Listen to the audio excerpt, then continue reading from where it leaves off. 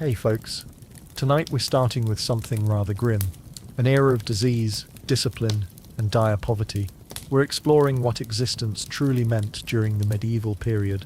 Abandon those fortress fantasies and noble knight tales Hollywood fed you. The reality barely make it through sunrise. Before settling in, consider hitting that like button and subscribing, but only if you genuinely value what we create here. Drop a comment telling us your location and what hour it is where you are. It's always intriguing to discover who's listening from across the globe. Now lower those lights, perhaps switch on a fan for that gentle ambient noise, and let's drift into tonight's exploration together. Congratulations, you've suddenly awakened in the year 1325. The positive aspect, you're breathing. The negative aspect, so are the parasites. Your sleeping surface is a decaying straw cushion crammed with insects and dried grass that reeks like a stable floor because it literally was stable flooring 3 months prior. There's no supportive foam, no cushions, and certainly no premium cotton linens.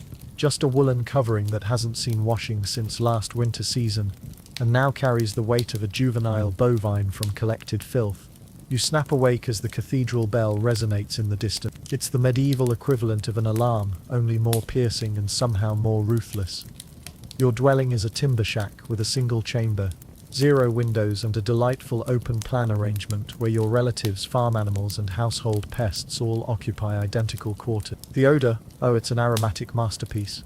A delicate mixture of flat beer, human perspiration, livestock, and something you desperately hope isn't fungus. But no, deep in your consciousness, you know it absolutely is.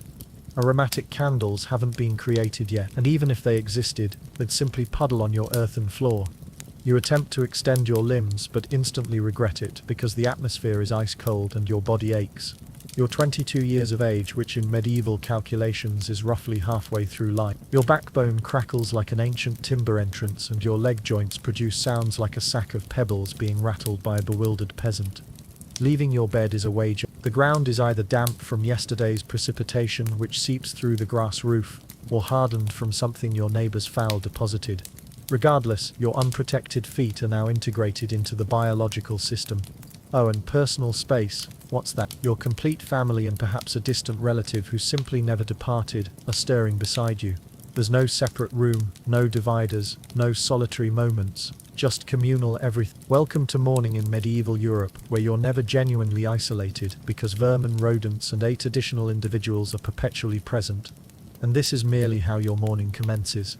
It deteriorates from here. The cathedral bell doesn't simply chime, it thunders through the settlement like a declaration of war. It's demanding, impossible to ignore, and serves as a constant reminder that your time isn't your possession. The church owns your schedule, your calendar, your very existence. Missing that bell, that's considered a transgression, and transgressions accumulate. The priests are monitoring.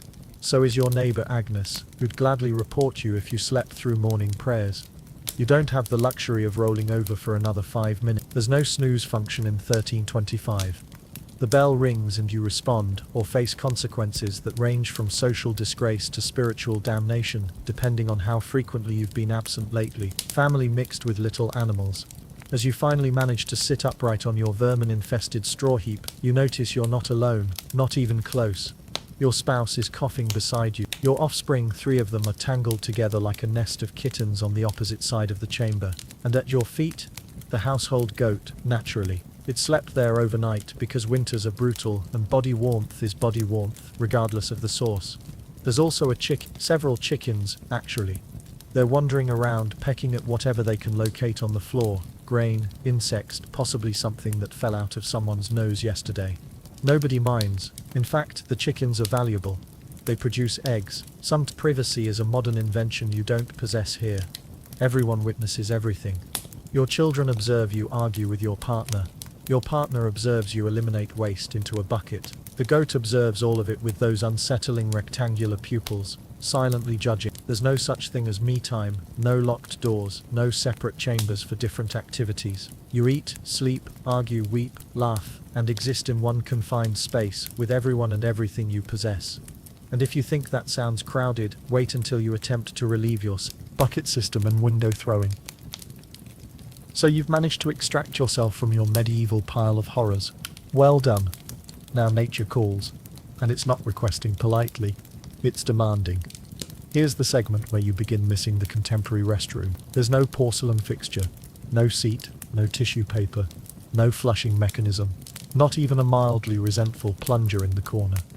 In the 14th century, relieving yourself is an expedition, a social experiment, and frequently a minor public spectacle. If you're a peasant, your restroom is probably a timber pail behind the dwelling, which is already brimming because Uncle Wolfgang experienced a difficult evening after consuming spoiled root vegetables. The stench is apocalyptic. You hold your breath, conduct your business, and then here's the shocking part.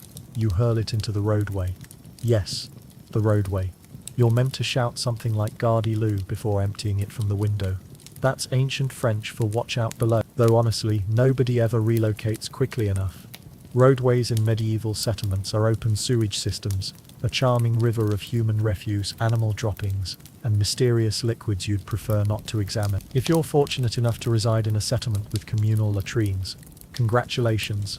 You get to sit shoulder to shoulder with strangers in an outhouse, where privacy is mythical and ventilation is a cruel jest. You might engage in casual conversation, but attempt not to inhale too profoundly. Streets equal open sewers. Let's be transparent. Medieval streets are revolting, not just unpleasant, genuinely hazardous to your health. Picture this. No drainage systems, no sanitation workers, no street cleaning, just centuries of accumulated waste, creating a permanent layer of biological danger.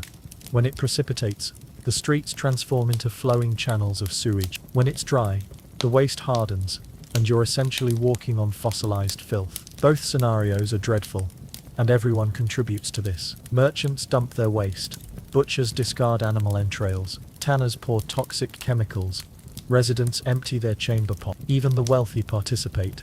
They just have servants to do the throwing for them. The odor is so overwhelming that people genuinely believed it could transmit disease. They called it miasma, contaminated air. They weren't entirely incorrect about the disease transmission, just mistaken about the mechanism. And if you stumble on a damp stone pathway, you're falling face first into humanity's remnants. That's not mud on your face. Castle toilet, moat entry. But surely if you're in a fortress it's superior. Correct. Well, sort of. You might possess a garderobe, an opening in the wall, that drops your refuse directly into the moat. Brilliant concept, except that your adversaries are aware of this. And yes, attackers occasionally climbed in through the waste chute. Discuss entering through the rear entrance. So whether you're a farmer or a nobleman, medieval toileting is a humiliation ceremony. It's frigid, it's public, it's dangerous, and it's perpetually disgusting. One slip on a wet stone path, and you're face first in humanity's leftovers. And you still haven't cleaned your teeth.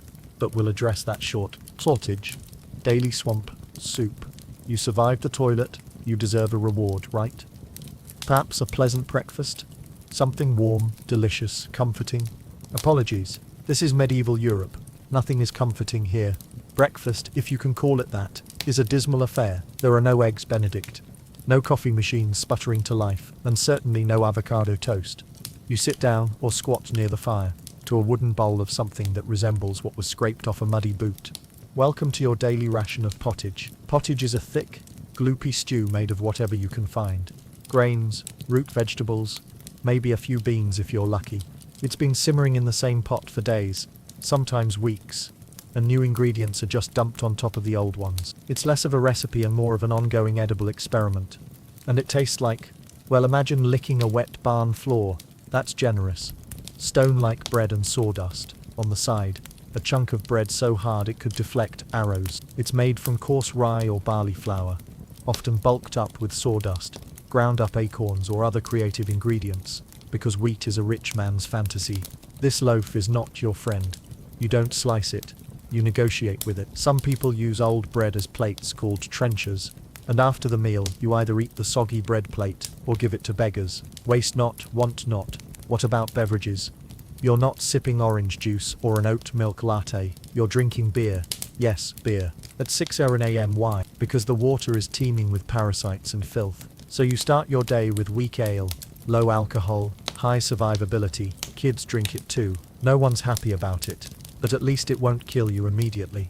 Mandatory morning beer. Want some meat or cheese? Dream on. That's for Sundays and saints' feast days, and only if your lord is feeling generous. Most peasants don't eat meat more than a few times a year. As for fresh fruit, only when it's in season and not already fermented into wine. And don't even think about spices, unless you're royalty. A pinch of pepper costs more than your monthly wages. Salt is valuable enough to be locked away. So you chew your gritty bread, gulp your medieval beer, and try not to think about the rat that may have nibbled your porridge in the night. Breakfast doesn't energize you, it just happens to you. And now that you're properly underfed, it's time to work like your life depends on it, because it absolutely does. Single outfit, infinite use. So you've eaten your sad medieval breakfast, and now it's time to get dressed. Not that it'll help. Your wardrobe consists of exactly one outfit. It's a rough wool tunic or linen shift that you've worn every day for months, possibly years. There's no such thing as seasonal fashion. There's just wear this until it disintegrates or gives you a fungal infection. Underwear, optional. If you're lucky, maybe a linen under tunic. If you're not, well, you're going commando under layers of scratchy, sweaty wool, all lovingly stitched together by someone who probably had no idea what a seam was supposed to look like. Washing impossibility. There's also no washing machine, no soap, and absolutely no dry cleaner in sight. So your clothes are stained, stiff and scented like a compost pile that's been left to marinate in a pigsty. Even if you wanted to wash them, it's not easy. You'd have to haul water from a river or well, heat it over a fire, scrub your tunic on a board with ashes or lye, and hang it in the sun, which is out approximately 3 days a year. And don't get me started on if you own any, they're made of untreated leather, barely stitched together, and offer as much arch support as a banana peel. Most peasants just go barefoot through mud, through dung, through medieval landmines, aka sharp rocks and disease puddles, flea, lice and irritation hell. All this means one thing: your skin hates you. You itch constantly. Fleas, lice and bedbugs live rent-free on your body. Everyone has them. Nobles, lousy, monks, itchy, children, walking insect farms. No one escapes. You'll be scratching your armpit with a wooden spoon while chatting with the local priest, and no one will even bat an eye. Your skin is raw from rubbing. Your scalp, a battlefield of bites. And if you develop a rash, well, too bad. There's no dermatologist, no hydrocortisone cream, no one to tell you it's probably scabies. You just keep on suffering, and if you're lucky enough to not get an infection, great. That rash will simply accompany you for the next 6 months like an unwanted medieval sidekick. Now that you're dressed in misery and wrapped in discomfort, it's time to head outside and start working yourself to death. Toothbrush? What's that? Now that you're fully dressed in itches and damp wool, it's time to flash that morning smile. Except you don't. Because in the Middle Ages, smiling is a dangerous game. Not emotionally, dentally. There's no toothbrush, no toothpaste, no mouthwash, no floss. The concept of oral hygiene is about as popular as bathing, which is to say, not very. Some people might chew on a twig or rinse with wine or vinegar, but for the most part, your teeth are on their own, and they're not doing well. By the time you hit your mid-20s, your smile looks like something pulled from a haunted crypt. Cavities are rampant, gums are swollen, and those aren't just food stains on your teeth, that's decay. You have more rot in your mouth than a medieval root cellar, medieval dentist, barber surgeon. Sugar, while not yet everywhere, is becoming more common among the rich. Imported at great cost, mostly used in small cakes, or to show off wealth. If you're a noble, congratulations, you get to rot your teeth faster than the peasants. If you're poor, you'll do it slowly, over time, with fermented bread, gritty porridge, and years of hard chewing. Toothaches, get used to them. They're like medieval weather, always there in the background. The kind of pain that makes you consider praying, drinking, or pulling the tooth out yourself with a pair of pliers. And that's not a joke, that was the actual treatment. Dentists didn't really exist, but barber surgeons did. Yes, the same guy who cuts your hair is also pulling your molars out by candlelight with an iron hook and zero anesthesia. Death from toothache. Infected tooth. Hope you like fevers, because without antibiotics, it can easily turn into sepsis and kill you from a toothache. That's right, the same thing that sends us to a pharmacy today could be your funeral in the 1300s. And there's no relief on the social front either. Kissing? Good luck. Halitosis, bad breath, is everywhere. If you're single, you're not judged by your smile, you're judged by your land and your livestock.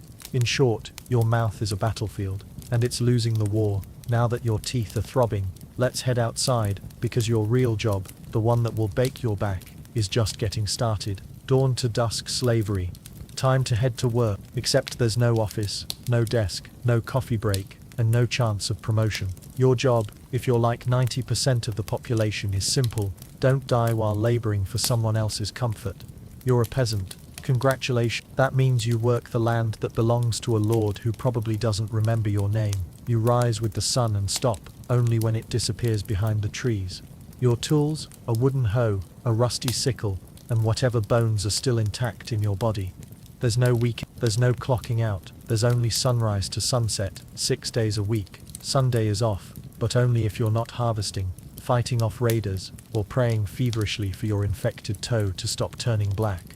The work is brutal. Fields are plowed by hand or with oxen, if you're rich enough to afford one. You dig ditches, sow seeds, pull weeds, and carry water until your spine begins to resemble the letter S. No one cares if you're tired, no one's asking how your mental health is doing. Women's double shift. If you're a woman, surprise, you don't just do field work, you also care for children, clean, cook, spin wool, feed animals, and pretend your husband's lice infestation isn't slowly migrating to your side of the bed.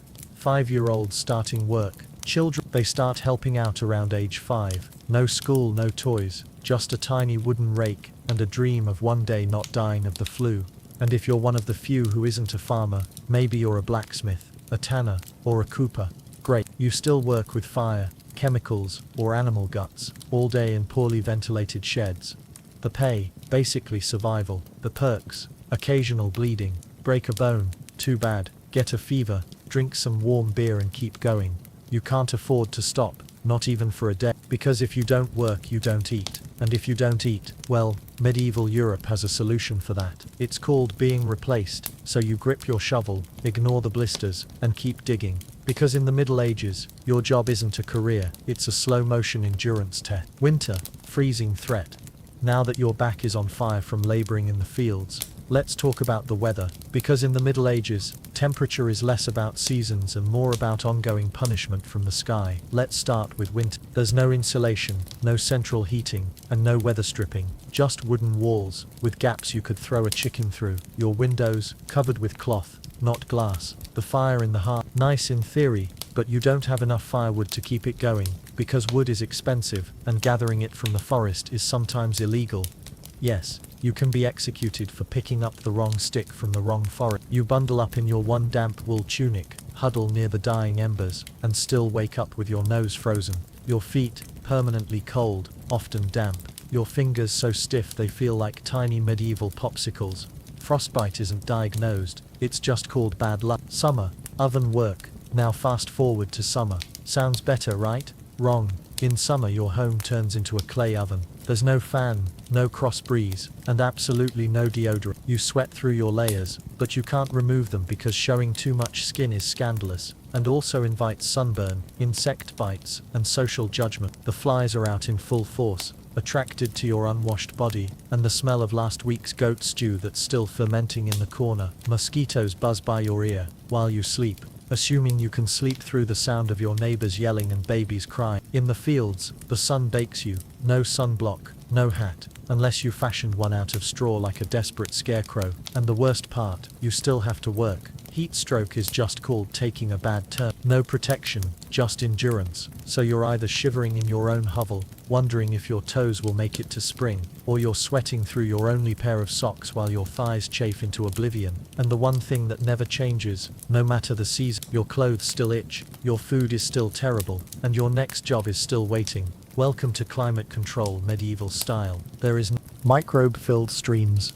Feeling thirsty? Need to freshen up? Want to splash a little water on your face to wake up from this damp fever dream of a life? Too bad. In medieval times, water isn't your friend. It's trying to murder you. Quietly. Let's start with drinking. The nearby stream looks fresh, bubbling and clear, like something out of a fantasy movie. But spoiler alert, it's not. Upstream, someone just dumped a chamber pot into it. And if not that, then a dead pig is probably decomposing in it. Parasites, bacteria, and the entire microbial army of medieval Europe are waiting in every sip. That's why people drank beer. Yes, beer, even children. But before you imagine medieval kids doing keg stands, understand that it was small beer, weak in alcohol, strong in survival. Brewing boiled the water, so it was safer than whatever flowed through the town ditch. Wine was another option if you were rich enough to afford it, and unconcerned with functioning properly before noon. Bathhouse equals sin gateway. What about bathing? Surely water was used for cleaning. In theory, yes. In practice, absolutely not. See, back then, people believed bathing actually opened your pores and let disease in. That's right, washing yourself was considered medically risky. You were cleaner, apparently, if you never removed the protective layer of filth caked onto your skin. Communal bathhouses did exist, but they quickly gained reputations as places for gossip, scandal, and sometimes full-on medieval extracurriculars. So naturally, the church got involved and shut many down. Even if you did want to bathe, it was a full production. You'd need to fetch water from the well, boil it over a fire, fill a wooden tub that leaked, and then pray no one else in the house used it before you or worse after. Bathing brings disease belief, and rainwater, collected in open barrels where birds defecate, insects breed and moss thrive. Sounds refreshing, doesn't it?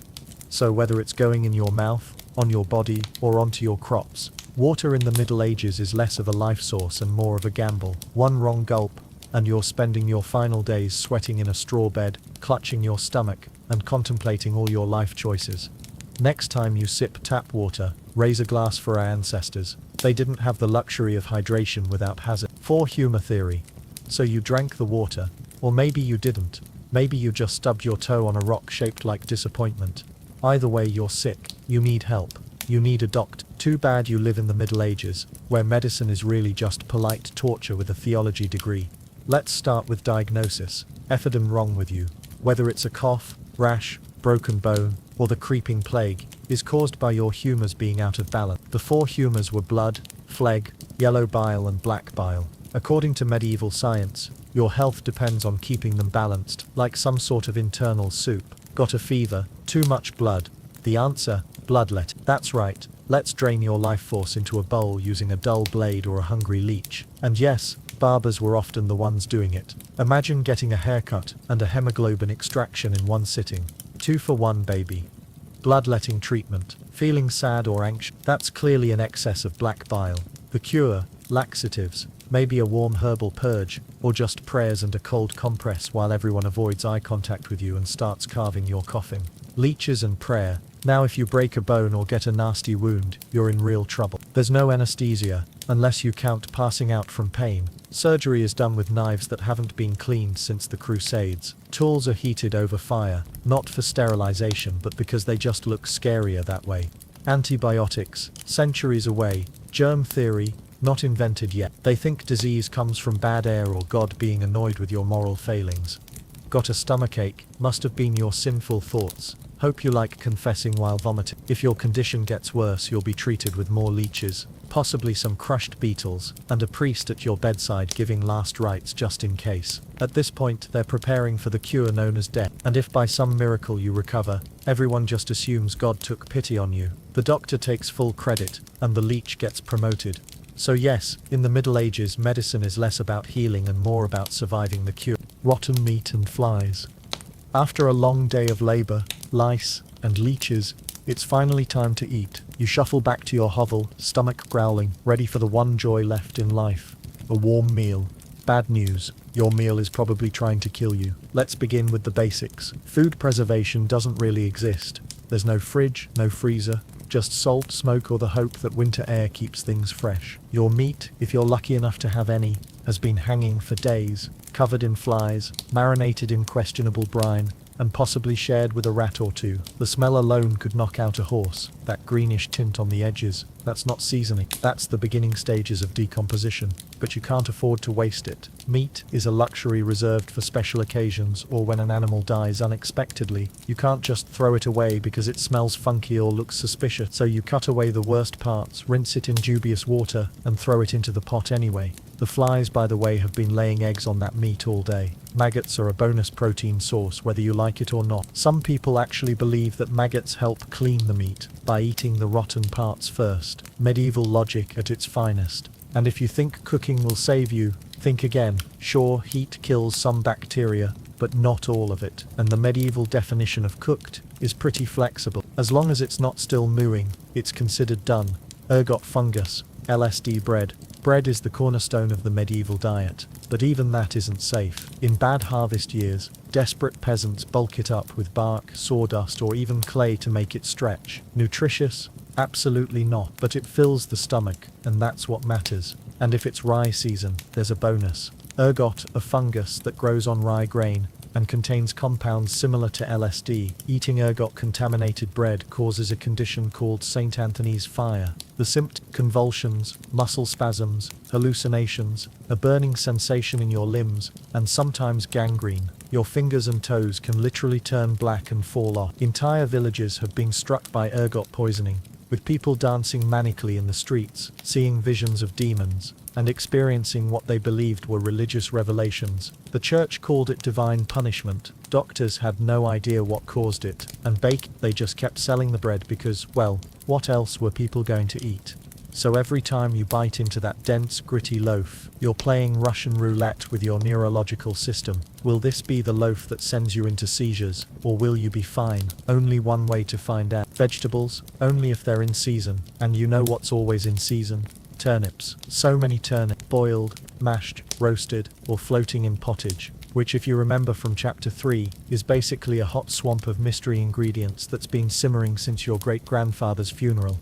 Turnips are tough, bland, and fibrous. They're the medieval equivalent of eating cardboard, but with slightly more nutrients. You eat them because they're cheap, they grow easily, and they store well through winter. Not because they taste good. Nobody in medieval Europe has ever said, "You know what I'm craving." Fruit might be available in the fall, but it rots quickly, and sugar is rare, expensive, and hoarded by the rich to show off their blackened teeth. For the average person, sweetness comes from honey, if you're brave enough to steal from bees, or from fruit that's been sitting too long and started fermenting on its own.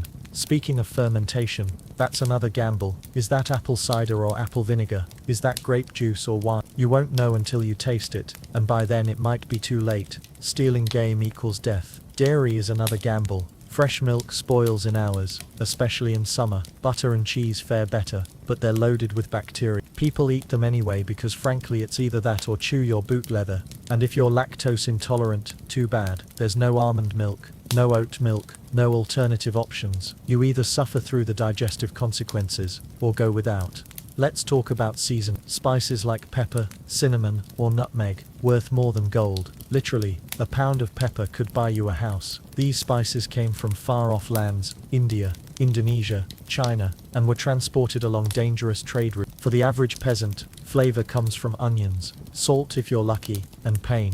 Most meals taste like wet burlap sprinkled with sadness. If you're really fancy, you might have some garlic or herbs from your garden. But exotic spices? Those are for kings and merchants. Salt, by the way, isn't just for flavor, it's for preservation, and it's so valuable that it's often kept locked up. Wars have been fought over salt. Trade routes were established because of salt. Your lord might pay you in salt instead of coin. But food isn't just a health hazard, it's a political one. Game animals, deer, rabbits, wild boar, belong to the Lord, not you. The forests are his private hunting grounds. Caught poaching a rabbit, you could be fined, imprisoned, or even executed. That's right, your dinner could get you hanged. And the punishment isn't just legal, it's often brutal. Poachers have been known to lose hands, be branded, or be exiled from their villages. The nobility took their hunting rights serious. Those animals weren't food for the common people, they were sport for the rich. Even fishing could be restricted. Rivers and lakes were often owned by nobles, or monasteries. Catching a fish without permission,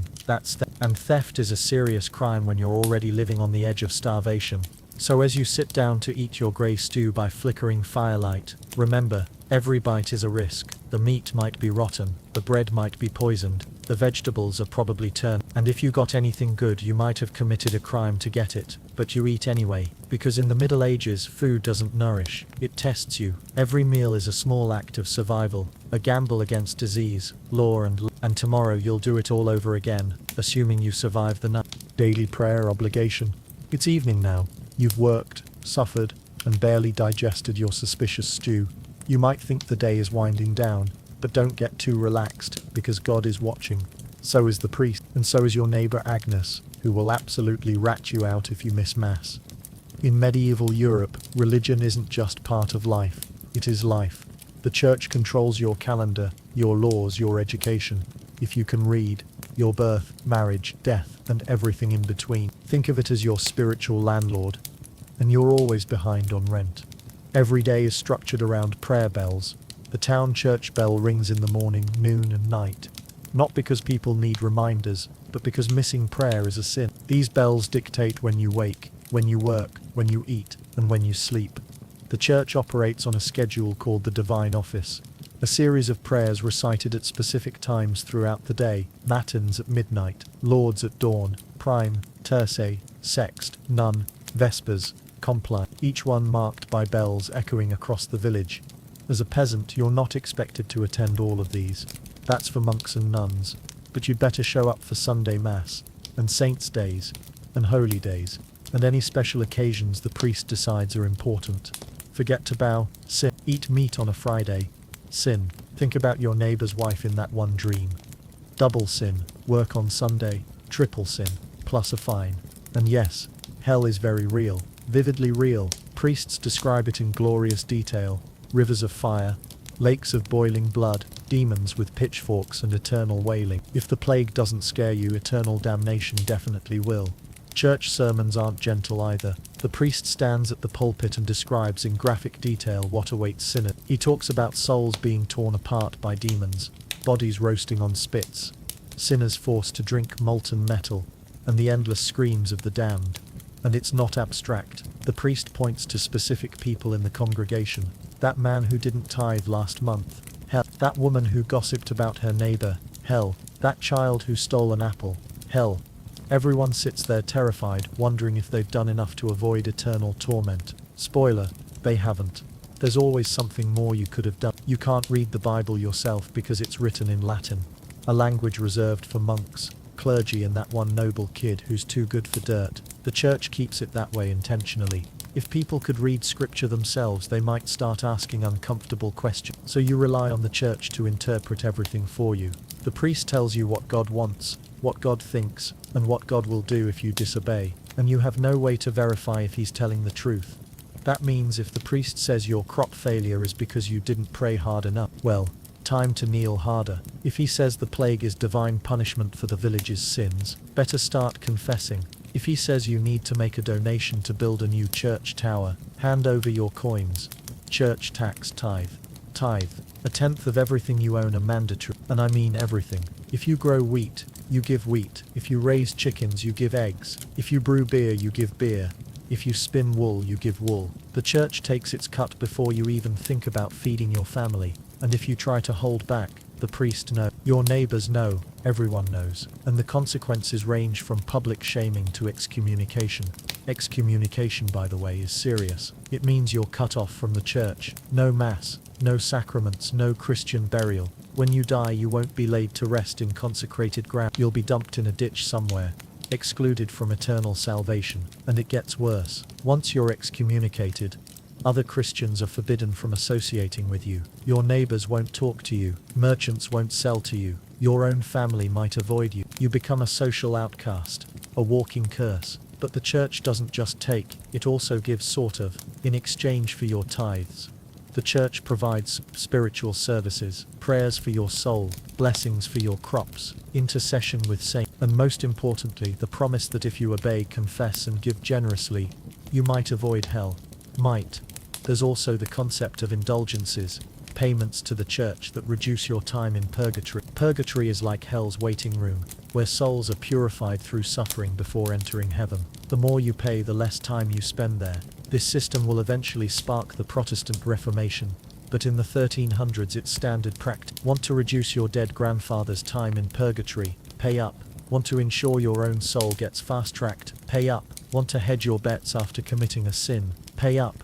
The church has a monopoly on salvation, and they're not shy about leveraging it. Questioning equals death. Holiday, they're holy days, dozens of them, and while they offer breaks from labor, they're not for fun. They're for attending mass, fasting, confessing sins, and reminding yourself that joy is a dangerous indulgence. Some holy days require fasting, no meat, no dairy, sometimes no food at all until evening. Good Friday, Ash Wednesday, all of Lent. These aren't suggestions, they're rules. Break them and you're risking your soul. Other holy days require feasting, but only after you've attended a multi-hour church service, and the feasting isn't exactly lavish for peasants. Maybe you get a bit of pork or an extra loaf of bread. Meanwhile, the nobility throws banquets.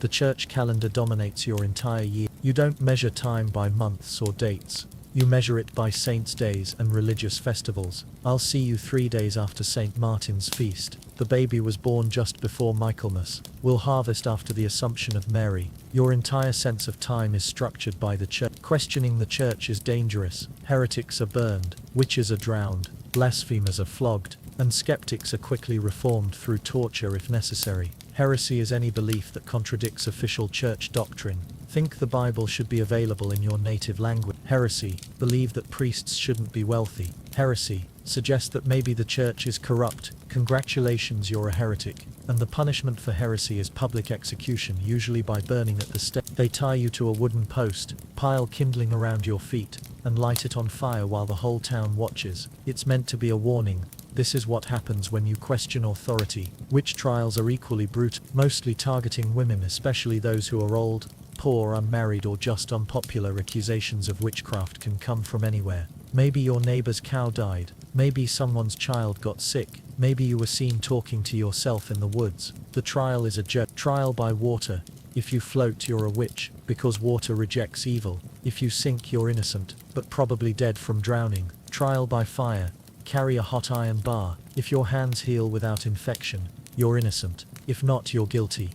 Either way, you lose. So you go through the motions. You chant, you bow, you cross yourself at the appropriate moments. You memorize prayers in a language you don't understand. You give money you can't afford. You confess sins you may not have even committed, just to be safe. You pray that your soul, after enduring this dirt-covered life, might finally land in paradise. Assuming the priest likes you, assuming you've paid enough, assuming God is feeling merciful that day, because in the Middle Ages God may be merciful, but the church, not so much. The church is an institution of power, control and wealth, and you, the peasant, are at the very bottom of that system, paying, obeying and praying that it's enough.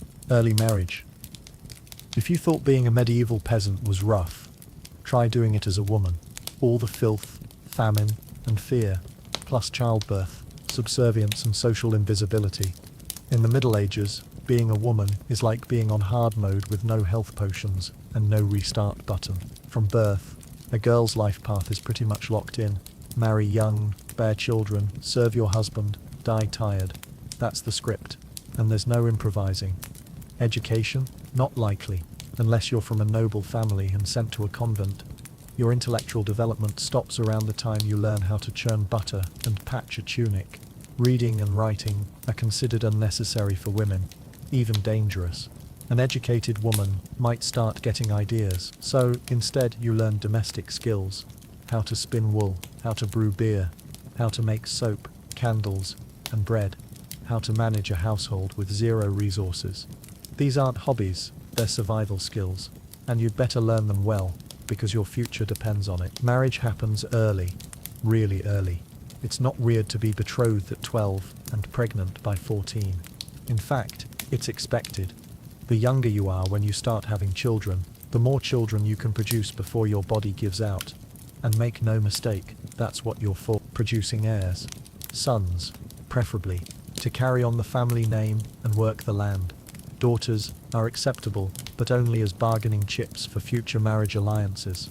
Marriage isn't about love, it's about land, livestock, and alliances. Your father negotiates with another family, usually without your input. You might meet your future husband once before the wedding, or not at all. Your opinion, not required. Your feelings, irrelevant. If you're lucky, your husband is close to your age and not actively cruel. If you're unlucky, he's decades older, abusive, or both. But either way, you're stuck. Divorce isn't an option. Annulment is nearly impossible unless you're royalty. Marriage is for life, no matter how miserable that life becomes. Once married, you're basically your husband's property. Legally, you have almost no rights. You can't own land in your own name. You can't sign contracts. You can't testify in court without your husband's permission. Even your children aren't really yours. They belong to your husband. Your job is to produce heirs, feed everyone, keep the house running, and not complain. Because complaining might get you branded a nag or worse, a witch. That label comes with a complimentary drowning or burning, depending on local fashion. Childbirth equals death lottery. Childbirth is a death lottery, and you're going to roll those dice many, many times. There's no prenatal care, no ultrasounds, no blood tests, no way to know if your baby is healthy, or if you're healthy, until labor actually starts. And by then, it's too late to do anything about it. No sterile tools. The midwife uses the same tools she used on the last 3 women, without washing them. Infection is almost guaranteed. Puerperal fever, childbed fever, kills thousands of women every year. You survive the birth, then die a week later from an infection that could have been prevented with basic hygiene. No anesthesia, no epidurals, no pain relief of any kind, except maybe some herbs that may or may not help. You labor for hours, sometimes days, in agony, while well-meaning women hold you down and tell you to push harder. Midwives do their best, but their training is based on tradition and superstition, not medical science. They have remedies for everything, most of which don't work. Drink this tea. Sit on this birthing stool. Tie this amulet around your neck. Pray to Saint Margaret, patron saint of childbirth. And if something goes wrong, breech birth, placental abruption, hemorrhage, there's nothing they can do. No emergency C-section, no surgical intervention, no blood transfusion. If the baby is stuck, they might try to turn it manually. If that doesn't work, they might use hooks or forceps to pull the baby out dead or alive to save the mother. Or they might let the mother die to try to save the baby. Either way, one of you probably isn't making. Some women survive 10 pregnancies, some survive 12. Each one takes a toll on the body. Each one leaves you weaker, more exhausted, more broken. Many don't survive too. The statistics are grim. Roughly 1 in 3 women die from complications related to childbirth, not during childbirth necessarily. Sometimes weeks or months later from infections or internal injuries that never healed properly. And infant mortality is just as bad. Nearly half of all children die before age 5. So even if you survive the birth, there's a good chance your baby won't. You might give birth 10 times and only have 3 or 4 children make it to adulthood, which means you're in a constant state of grief. You're mourning the babies you lost while trying to care for the ones who survived. And all the while you're expected to keep working, keep functioning, keep producing more children. But don't worry, once the baby is out, your work increases. Now you have a screaming infant in a lice-ridden hut, and you're expected to nurse, cook, clean, and still help in the field. You don't get maternity leave. You don't get rest. You're back to work within days, sometimes hours of giving birth. Your body is torn and bleeding, but the fields don't plow themselves. The bread doesn't bake itself. The animals don't feed themselves. You are the break for everyone else. Your husband gets to rest after a long day of work. Your children get to play, briefly. But you never stop. From sunrise to long after sunset you're working. Speaking out equals witchcraft. If you're unmarried, you're suspicious. Society doesn't know what to do with single women. If you're young and unmarried, you're a temptation, a threat to other women's marriages. If you're old and unmarried, you're unnatural. Clearly something is wrong with you. If you're widowed, you're vulnerable. Your husband's property goes to his sons, or his brothers, not to you. You might be left with nothing, and as a woman alone, you're an easy target for exploitation, abuse, or accusation. If you're outspoken, dangerous. Women are expected to be quiet, obedient, and submissive. If you speak up in public, especially to contradict a man, you're causing trouble. There's even a punishment specifically for women who talk too much or argue with their husbands. The scold's bridle, also called a branx. It's a metal cage that fits over your head with a spiked plate that goes in your mouth, pressing down on your tongue. You're paraded through town, wearing it as public humiliation. Can't talk, can't eat, can't drink, just suffer while everyone laughs at you. Women who didn't conform were often accused of witchcraft, especially if they had herbal knowledge, a strong personality, or just looked at someone funny on a rainy Tuesday. Healers and midwives were particularly vulnerable. They knew about herbs, remedies, and women's bodies. Knowledge that made men uncomfortable. If a baby died during childbirth, the midwife might be blamed. If someone got sick after taking her remedy, she might be accused of poisoning them. And once you're accused of witchcraft, you're doomed. The trial is designed to prove guilt, not innocence. Torture is standard. They'll extract a confession one way or another. Even in the church, your role is limited. Nuns lived under strict rules. no speaking without permission, no freedom of movement, no contact with the outside world, and your spiritual worth, always ranked below men. Women couldn't be priests, couldn't give sermons, couldn't interpret scripture. You were allowed to pray, obey and serve. That's, in short, if you're a woman in the Middle Ages, you're expected to endure, obey, reproduce, and suffer in silence, ideally while smiling. Because even in a time of universal suffering, women were somehow expected to suffer gracefully. And if you complain, well, there's always the scold's bride, or the ducking stool, or the witch trial. The message is clear: know your place, keep your mouth shut, and survive if you can. Stealing bread equals hand loss. So far you've battled filth, starvation, social injustice, and possibly a goat. But just when you think your day can't get any worse, here comes violence, loud, bloody, and often completely acceptable by medieval standards. Let's be clear, the Middle Ages were not peaceful. The idea of law and order mostly meant hope the local lord isn't in a bad mood. Violence is everywhere. In the home, in the streets, on the battlefield, in church disputes, and sometimes in line at the communal bread oven. Crime is common, punishment is brutal, and justice is more performance art than protection. Steal a loaf of bread, you could lose a hand. Not metaphorically, literally. They tie you down in the town square, place your hand on a wooden block, and chop it off with an axe. Then they cauterize the stump with a hot iron to stop the bleeding. No anesthetic, of course. The logic? You stole with your hand, so you lose your hand. Simple. Medieval authorities love this kind of poetic justice. Accused of lying, your tongue might get pierced, literally stabbed through with a hot iron or blade. Again, public spectacle.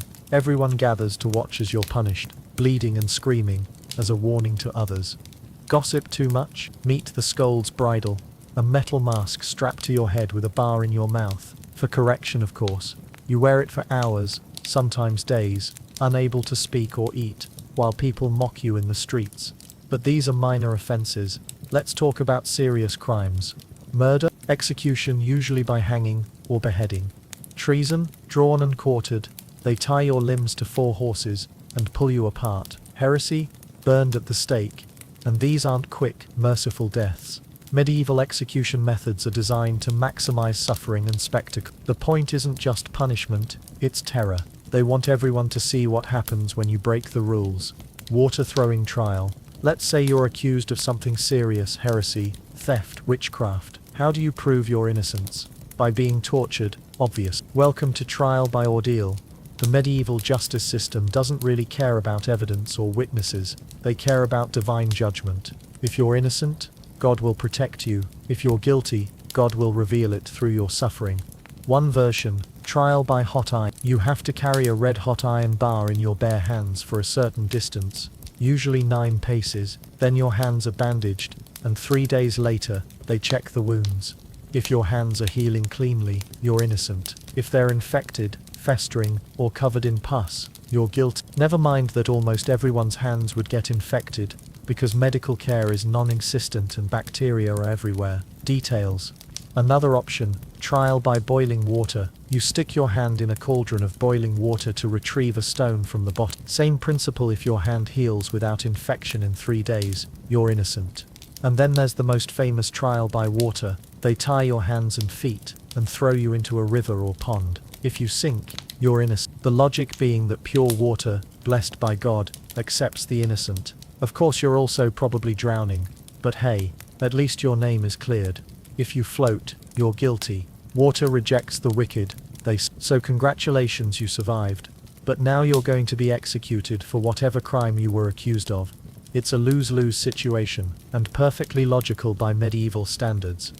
Public executions, and if you're sentenced to death, that's not a private affair, it's a public event. Entertainment, even.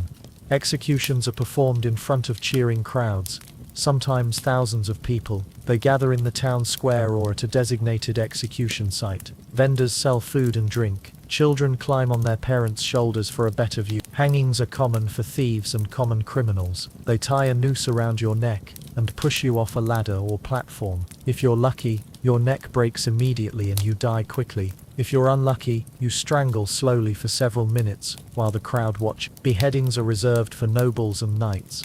a more honorable death. The executioner uses a large axe or sword. If he's skilled, it takes one clean swing. If he's not, well, it might take several attempts. There are recorded cases of executioners needing 5 or 6 swings to fully sever a head. Burnings are for heretics and witches. They tie you to a stake, pile wood and kindling around you, and light it. The smoke usually kills you before the flames do, but not all. Sometimes they place you high enough that you burn alive, screaming for several minutes, and drawing and quartering. That's reserved for the worst traitors. First they drag you through the streets tied to a horse. Then they hang you, but not until death. They cut you down while you're still alive.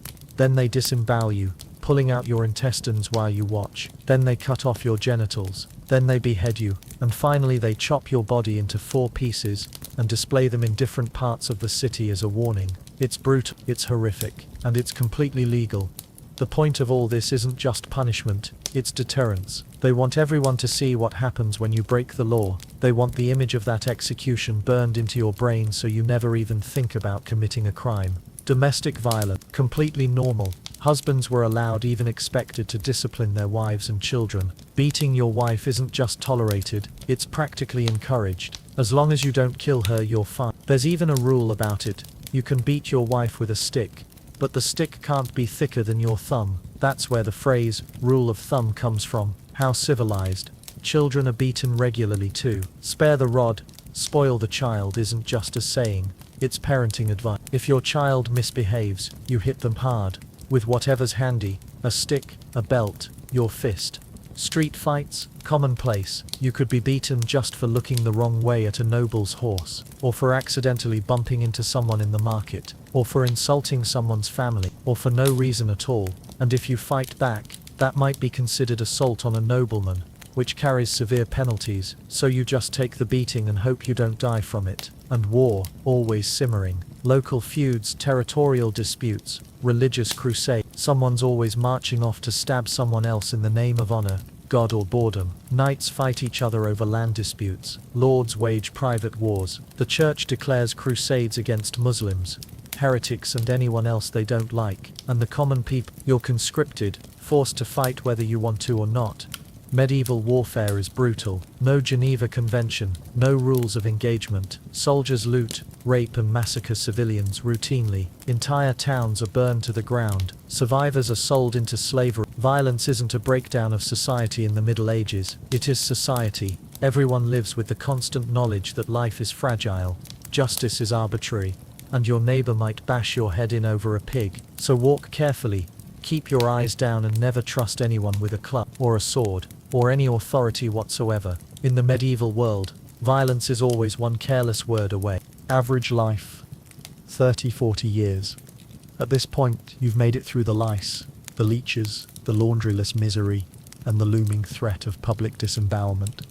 But now comes the final chapter of most medieval lives, an early and unglamorous death. If you're alive and still breathing past the age of 40, you're practically a celebrity.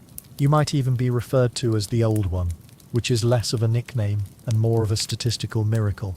Let's break it down. The average life expectancy hovers around 30 to 40 years, but that number is misleading because it's heavily skewed by infant and child mortality. If you manage to survive to adulthood, let's say age 20, your chances of making it to 50 or even 60 improve significantly. But getting to 20? That's the hard part. The statistics are grim. If you're born in medieval Europe, you have roughly a 50-50 chance of making it to your 5th birthday. Half of all children don't see age 5. Let that sink in. Every other baby born will die before they can even form coherent memory. Infant deaths. Nearly half of all children died before reaching age 5. Disease, malnutrition or one bad winter was all it took. No vaccines, no antibiotics, no hope. Let's talk about why babies die so frequently. First, the birth itself is dangerous. Complications during labor kill both mothers and babies regularly. Umbilical cord wrapped around the neck, breech position, hemorrhaging. Any of these can be fatal, and midwives have no way to fix them. Then there's infection. The midwife's tools aren't sterilized, neither are her hands. Bacteria enter the birth canal and cause infections that kill within days. Babies born healthy can die within a week from something that could be cured with modern antibiotics in 24 hours. If the baby survives birth, The next challenge is nutrition. Breastfeeding is the only option. There's no formula, no alternative. If the mother dies in childbirth, the baby's chances drop dramatically. Sometimes a wet nurse can be found, but poor families can't afford one. And if the mother can't produce enough milk, the baby starves, slowly, over weeks. It's heartbreaking but common. Babies also die from exposure. Remember, homes are freezing in winter and sweltering in summer. Babies are more vulnerable to temperature extremes. They can't regulate their body heat like adults. So a cold snap in winter, dead babies. A heat wave in summer, dead babies. Then there are accidents. Babies roll off sleeping platforms. They're accidentally smothered when parents roll over on them in crowded beds. They fall into fire pits. They're stepped on by livestock in one-room homes. And disease. Oh, the diseases. Measles, whooping cough, scarlet fever, diphtheria, dysentery. Any of these can kill a child within days. Parents in the Middle Ages don't name their babies immediately. They wait weeks, sometimes months, to see if the child will survive. Why get attached to something that probably won't make it? And when babies die, they're buried quickly, often without ceremony. There's no elaborate funeral, no gravestone, sometimes not even a coffin, just a cloth wrapping and a shallow grave. The emotional toll on parents is devastating, but they can't afford to grieve for long. There's work to do, more children to raise. Life goes on brutally and without pause. If you survived childhood, you entered adulthood already exhausted. Work began as soon as you could walk upright, around age 5 or 6. By the time you're 20, you've been doing hard physical labor for 15 years. Your body shows it. Your joints creak like a monastery door. Your back is perpetually sore. Your hands are calloused and scarred. You might be missing teeth from poor nutrition and zero dental care. You might be missing fingers from work accidents. By 25 you look 40. By 35 you look 60. The phrase hard living doesn't begin to cover it. Plague, hunger, accident. Women faced a particularly deadly gauntlet: childbirth. As we discussed in Chapter 12, it was one of the leading causes of death for medieval women. Roughly 1 in 3 women died from complications related to pregnancy or childbirth. Think about that. If you're a woman, you have a 33% chance of dying just from doing what society expects you to do, and you're expected to do it multiple times. For men, the dangers were different, but equally relentless. Farming accidents were incredibly common. Plows overturned and crushed people. Oxen kicked. Scythes slipped and severed arteries. Falls from haylofts broke necks and spines. And without modern medicine, even minor injuries could be fatal. Cut your hand on a rusty tool. Infection. Tetanus. Death within a week. Break a bone. If it's a simple fracture and the bone setter is skilled, you might heal, but with a permanent limp or deformity. If it's a compound fracture with the bone piercing the skin, infection, gangrene, death. Then there's violence. A neighbor's drunken rage over a property dispute. A bar fight that gets out of hand. A robbery gone wrong. Medieval society is violent, and men are expected to fight, whether in self-defense, for their lord, or just to defend their honor. A crusade gone sideways. Thousands of men march off to fight in the Holy Land. Maybe 1 in 3 comes back. The rest die from battle wounds, disease, starvation, or simply getting lost in a foreign land. Even walking to the market could be risky if you crossed paths with a bored bandit, looking for easy targets, or an angry tax collector, having a bad day. Death could also come quietly, and perhaps most terrifyingly, from disease. The plague, which we now call the Black Death, was the most infamous. When it hit Europe in 3047, it killed between 30 to 60% of the population within just a few years. Entire villages were wiped out. Cities lost half their people. Bodies piled up faster than they could be buried. Mass graves were dug. Families were torn apart. Social order collapsed. But the plague wasn't the only killer. There was smallpox, causing disfiguring scars if you survived. Tuberculosis, slowly drowning you in your own fluids. Typhus, carried by the very lice living on your body. Dysentery, dehydrating you to death through uncontrollable diarrhea. Leprosy, which slowly destroyed your body while you were exiled from society. Measles, particularly deadly to children. Influenza, which could kill within days. And medieval people had no idea how diseases spread. They blamed bad air, sinful behavior, or God's wrath. So their preventative measures, praying harder, carrying flowers, bloodletting, did nothing. Famine was another silent killer. One bad harvest, and entire regions starved. Not just hunger, actual starvation.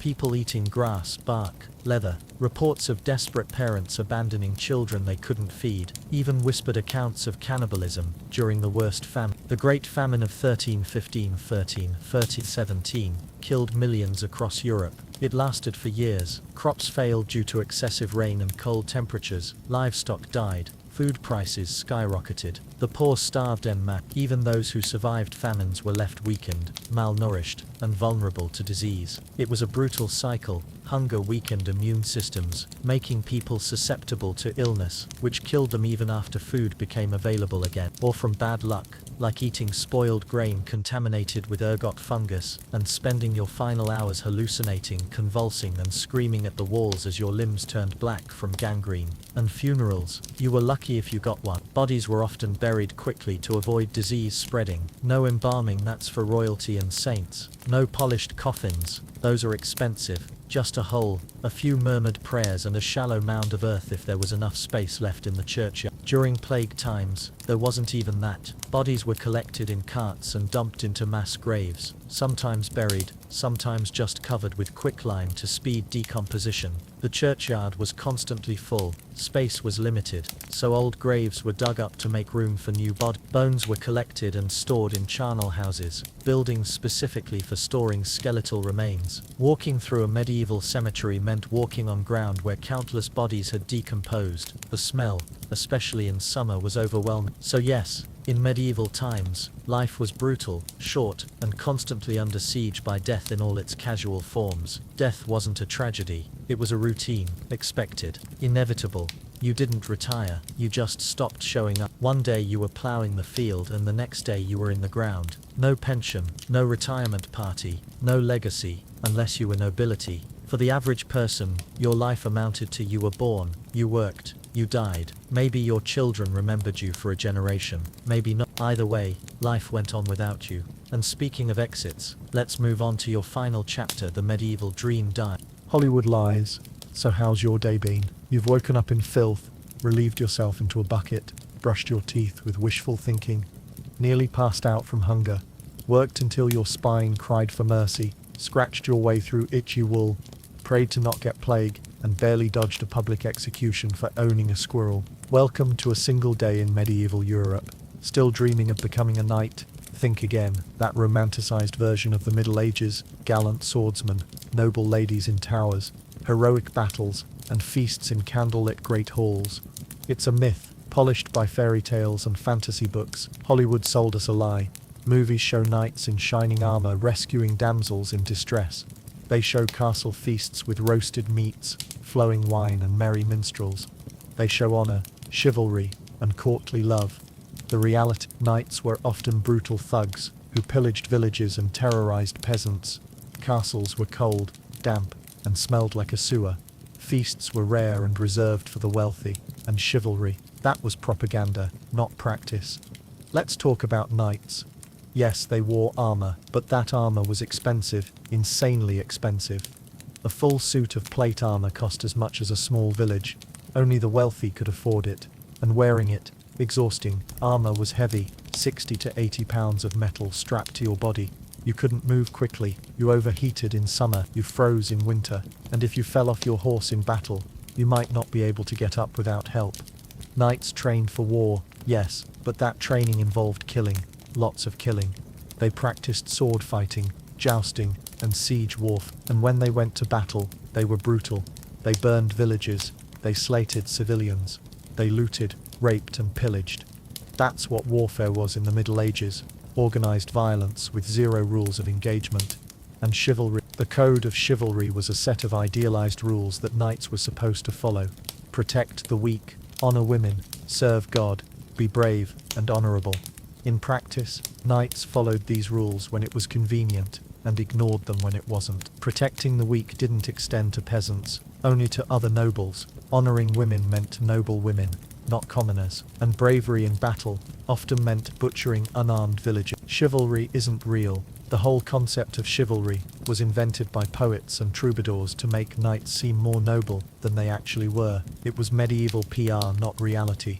Let's break down this myth piece by piece. The code of chivalry: honor, bravery, courtesy, protecting the weak. Sounds beautiful in theory. but it was mostly propaganda created by the upper classes to justify their violence and maintain their power. Knights were the medieval equivalent of military enforcers for the aristocracy. They were trained killers whose primary job was protecting their lord's interests through force. Yes, they followed certain rules when dealing with other nobles, ransoming captured knights instead of killing them, for example.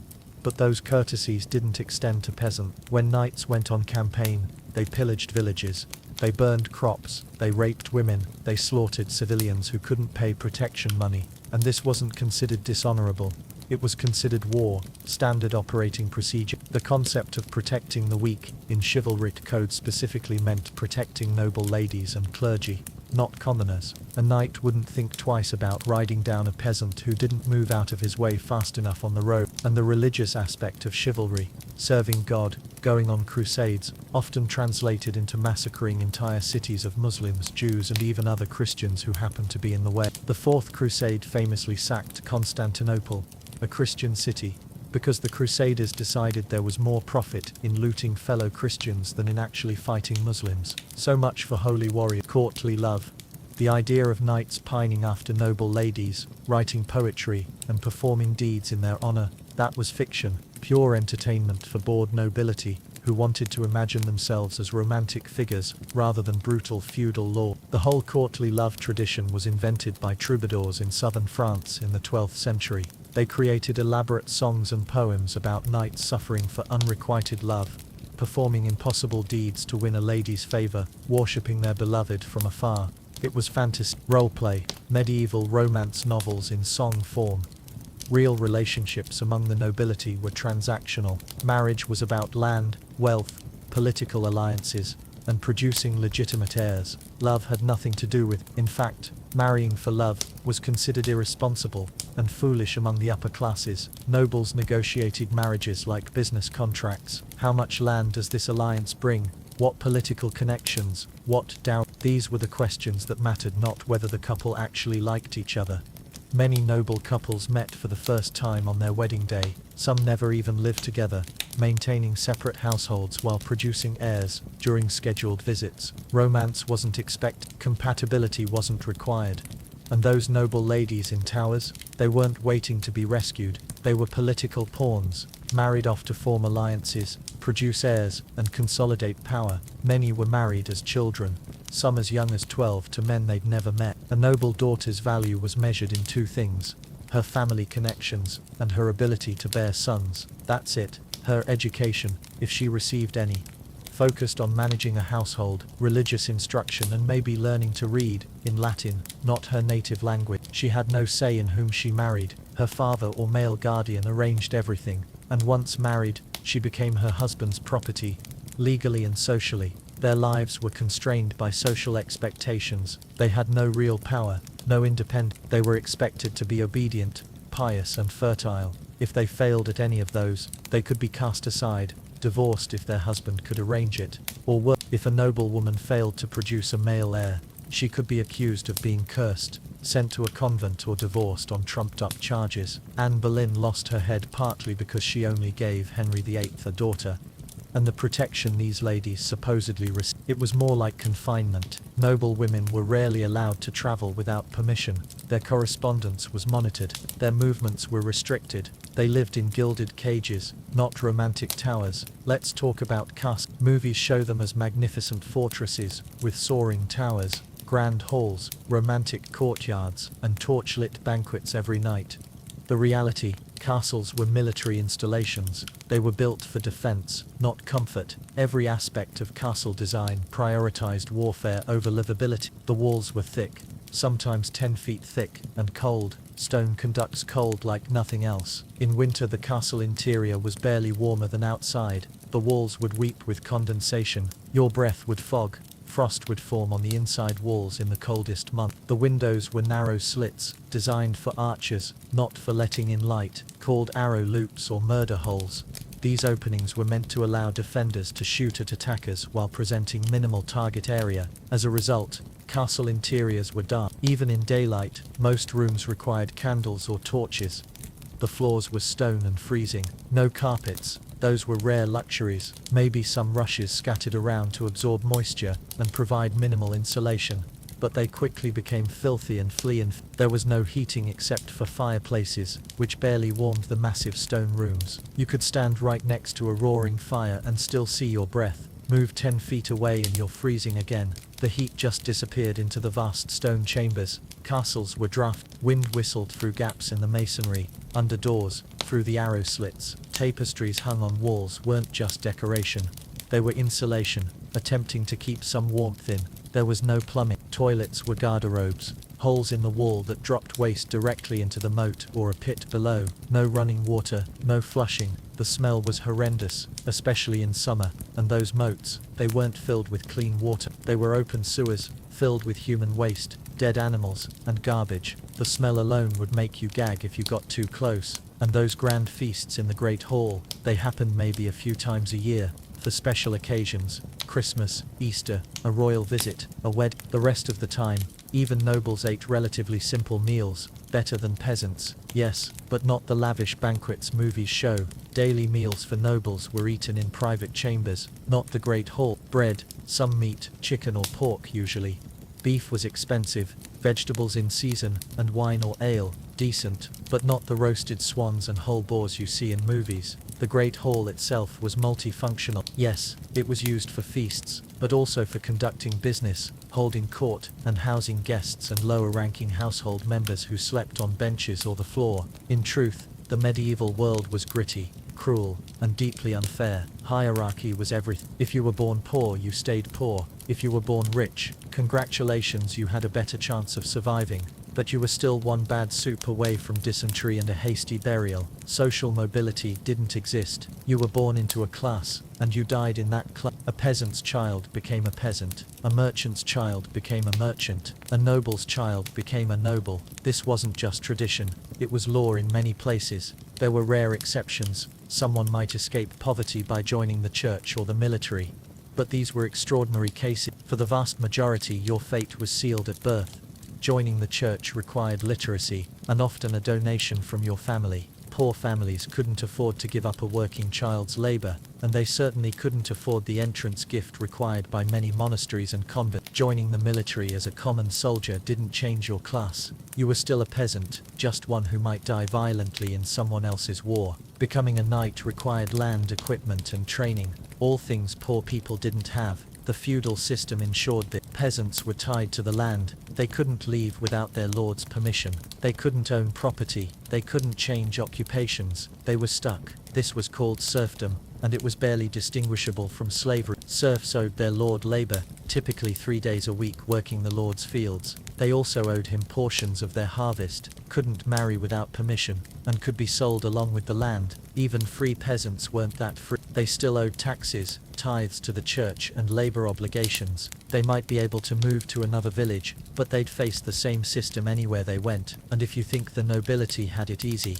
think again. Yes, they had more resources. They didn't starve usually. They had servants to do the worst work, but they also had their own problems. Different problems, but still serious. Even the nobles weren't immune to misery. Castles were drafty stone refrigerators, filled with fleas, smoke, and politically motivated marriages. Sure, you had a fur cloak and a goblet of wine, but also a 50% chance of dying in a skirmish or from an infected splinter. Nobles were expected to be warriors. They trained for combat from childhood, and they were expected to actually fight, not just command from the rear. Many nobles died in battle in tournaments, which were often deadly, or from wounds that became infected. The pressure to maintain status was enormous. Nobles had to host other nobles, maintain expensive retinues of knights and servants, fund military campaigns, and constantly demonstrate their wealth. Many noble families went bankrupt trying to keep up appearances. Noble marriages were arranged for political alliances, not love. You might marry someone you'd never met from a foreign country, spend your life in a loveless marriage, and be expected to produce heirs regardless of your feelings.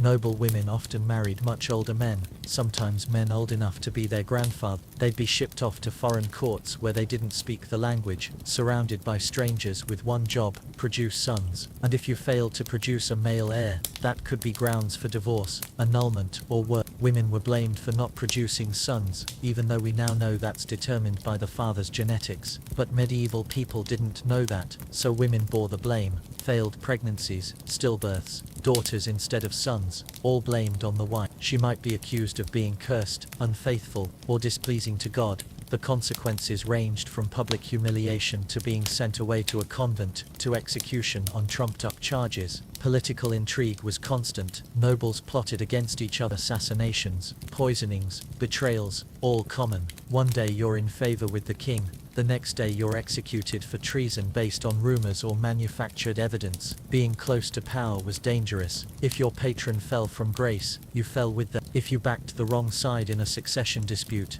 your lands were forfeit, and your head might follow. Noble families rose and fell constantly. Even kings weren't safe. Medieval history is full of murdered monarchs, deposed rulers, and nobles who overreached and paid with their lives. Power was precarious at every level, not exactly luxury. The simpler times weren't simple, they were relentless. Everything took longer, everything hurt more, everything from childbirth to chewing came with consequence. Daily tasks we take for granted required enormous effort and carried genuine risk. Want to travel? That's a weeks-long journey on horseback or on foot through dangerous territories. Bandits, wild animals, harsh weather and the constant risk of getting lost. No maps, no GPS, no hotel. You slept rough, or begged hospitality from monasteries or nobles along the way.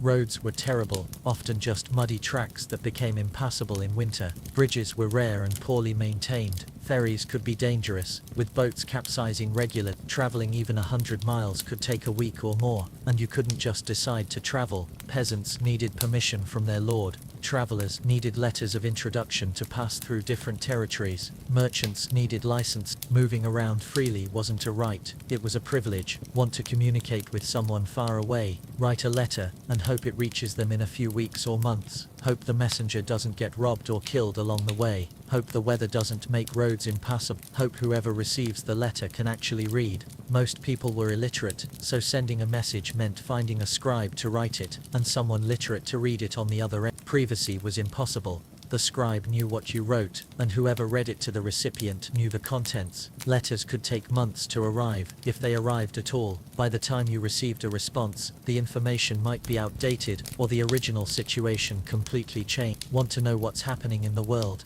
Good luck.